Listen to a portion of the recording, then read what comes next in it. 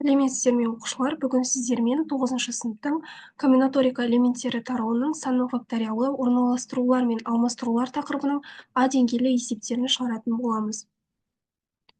Бірінші 8-де бірінші есеп n элементтен тұратын қайталанбайтын алмастырулар саны қандай формуламен есептеледі? N элементтен тұратын қайталанбайтын алмастырулар саны бізде n факториал деп аталады, яғни оның формуласы pn тең n факториал. Мұндағы n факториал дегеніміз бізде бірден бастап осы n-ға дейінгі сандардың көбейтіндісі. Келесі n элементтен тұратын қайталанбайтын орналастырулар саны қандай формуламен есептеледі? Ол бізде ANK тең n факториал бөлінген n-k-ның факториалы формуласымен есептеледі. Келесі есеп 8-де 2. Біріншісінде бізде p4-ті есептеу керек. Алдыңғы есептегі формуладан біз білеміз p4 дегеніміз ол 4 факториалға тең. Ал 4 факториал 1-ден 4-ке дейінгі сандардың көбейтіндісіне тең. Көбейту 2 көбейтілген 3 көбейтілген 4 бізде 24-ке тең болады.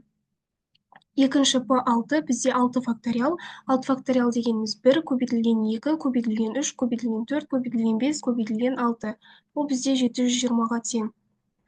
Үшінші есеп бізде p7 бөлінген p5. Ол бізде алымында 7 факториал, бөлімінде 5 факториалды береді. Енді осы жерде біз 7 факториалды 5 факториал көбейту 6 көбейтілген 7 деп жазып алсақ болады. Сонда бізде 5 факториалдар қысқарып, 6 көбейтілген 7 қалады. 6 көбейтілген 7 бізде 42-ге тең.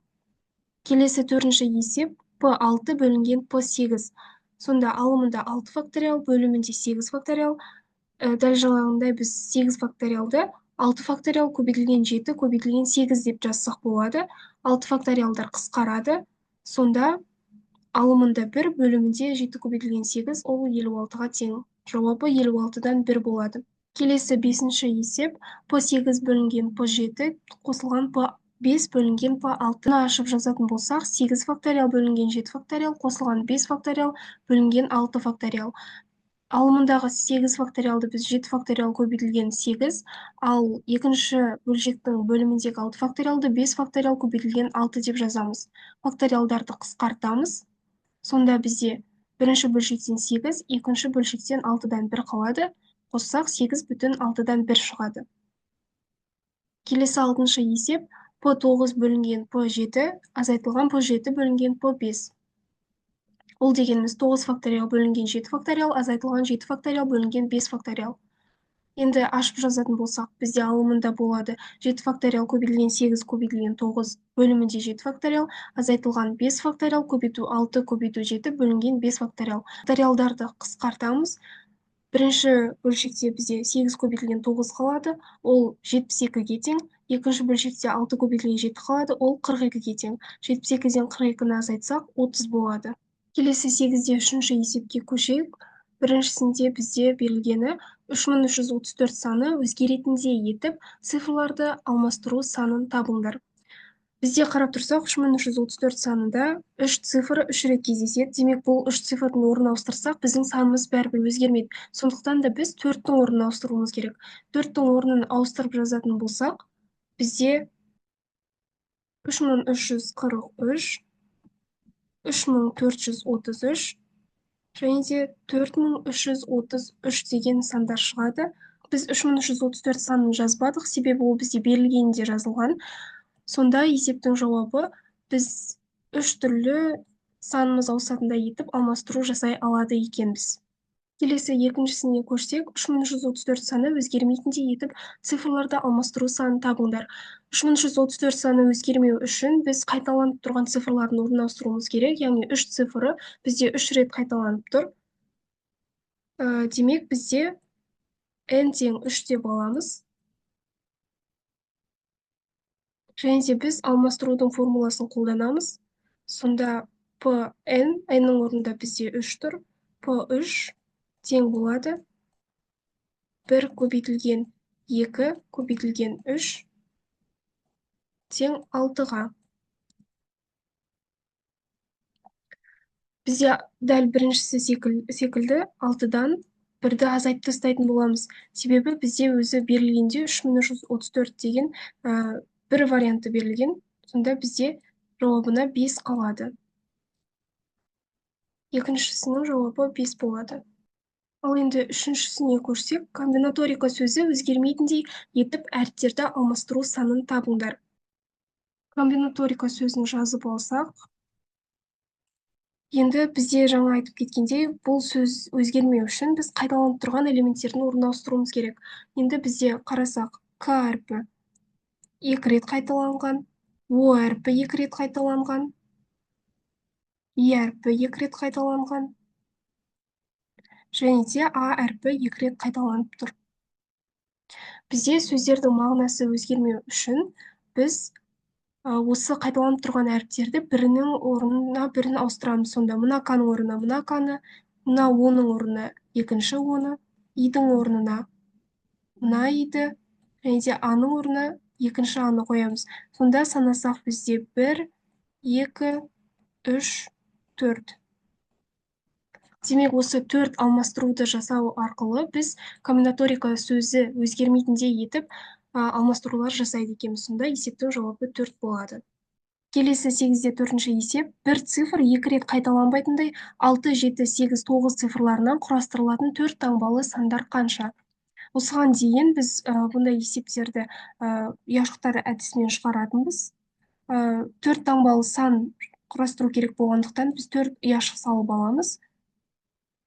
Және де бізде қайталанбайтын деп сұрап тұр. Демек, біз бірінші орынға 4 цифрды да қоямыз. Біріншісі деп белгілеп өтейік. Көбейтеміз. Екінші орынға біз қойылып кеткен бір цифрды қоя алмаймыз. Демек, бізде 3 цифр қалатын. Көбейтілген 2, дәл солай.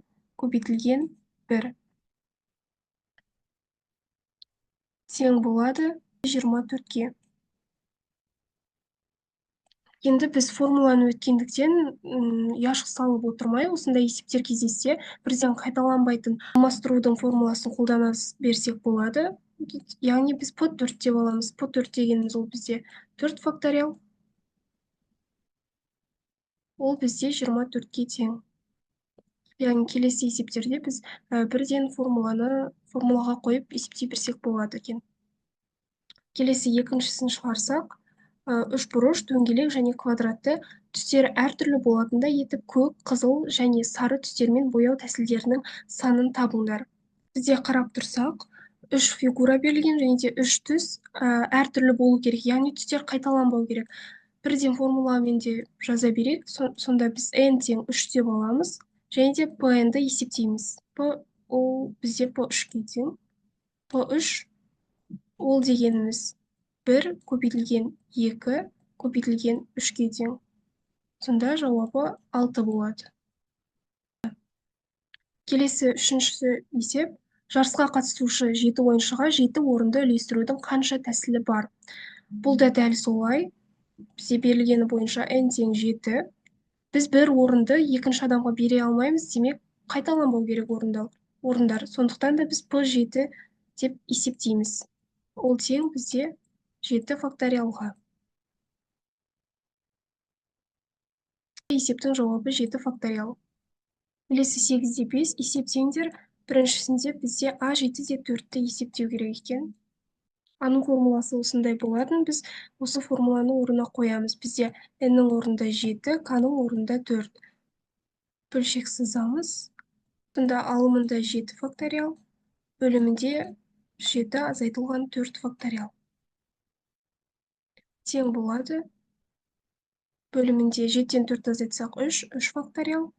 Ал 7 факториалды біз ашып жазайық 3 факториалмен. Сонда 3 факториал көбейтілген 4, көбейтілген 5, көбейтілген 6, көбейтілген 7. 3 факториалдарды қысқартамыз.